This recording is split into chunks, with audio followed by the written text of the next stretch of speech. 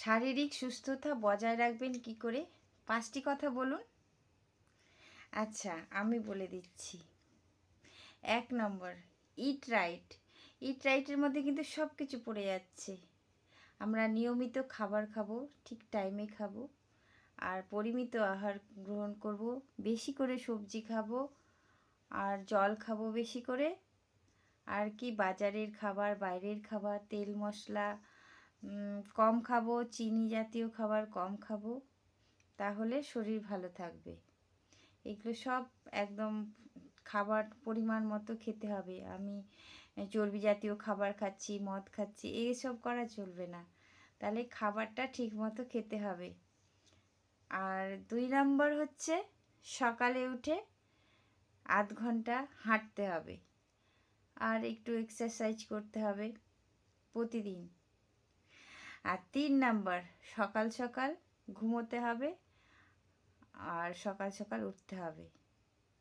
মানে 9টার মধ্যে ঘুমিয়ে পড়বে আর 5টার মধ্যে উঠে পড়বে, তাহলেই হবে। আর হচ্ছে 4 নাম্বার হচ্ছে মদ্য জাতীয়, মানে নেশা হয় এমন জিনিস থেকে নিজেকে বিরত রাখতে হবে। নেশা খুব খারাপ জিনিস, সেটা যেরকমই নেশা হোক না কেন, যে কোনো নেশা, মদ বিড়ি সিগারেট তো বাদই দিলাম, মোবাইলের নেশাও ধরো, সব যে কোনো নেশাই বাদ দিতে হবে।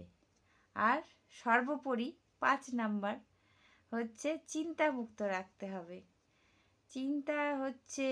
চিন্তা যদি থাকে, শরীর কোনো রকমেই ঠিক থাকবে না।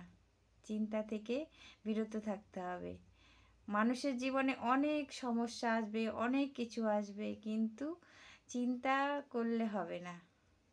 যা হবে ছেড়ে দিতে হবে, পরিস্থিতির উপরে ছেড়ে দিন, ভালো থাকবেন। পরিস্থিতি যখন যেরকম হবে সেরকমই বলবেন যে আমি তো চিন্তা ছাড়া থাকতে পারি না। যখনই চিন্তা আসবে এমন সঙ্গ করুন যাতে চিন্তাটা ধারে কাছে না আসতে পারে। এমন সৎসঙ্গ করতে হবে, ঠাকুরের চিন্তা করুন, আর ভালো মন্দ চিন্তা করুন, গান শুনুন, ঠাকুরের কাজ বেশি বেশি করে করুন, পরের জন্য কাজ করুন। দেখবেন কোনো সময়ে হয়তো পরের একটু উপকার করলেন, তাহলে অনেক ভালো লাগবে। চিন্তা ছাড়া থাকতে হবে।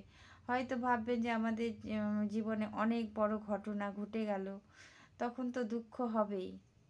দুঃখ থেকে বাঁচারও উপায় আছে। সেই জন্য বড় বড় মহাপুরুষরা আমাদেরকে নানা রকমের জ্ঞান দিয়ে গেছে। সেই জ্ঞানগুলোকে শুনতে হবে, যে দুঃখ থেকে মুক্তি পাওয়ার কী উপায় আছে, সেই উপায় খুঁজে নিতে হবে। আর চিন্তামুক্ত থাকতে হবে, চিন্তাকে ধারে কাছে আসতে দিতে হবে না। আমি কি ঠিক বললাম? যদি ঠিক বলে থাকি তাও কমেন্ট করবেন, আর যদি ভুল বলে থাকি তাও কমেন্ট করবেন। ধন্যবাদ।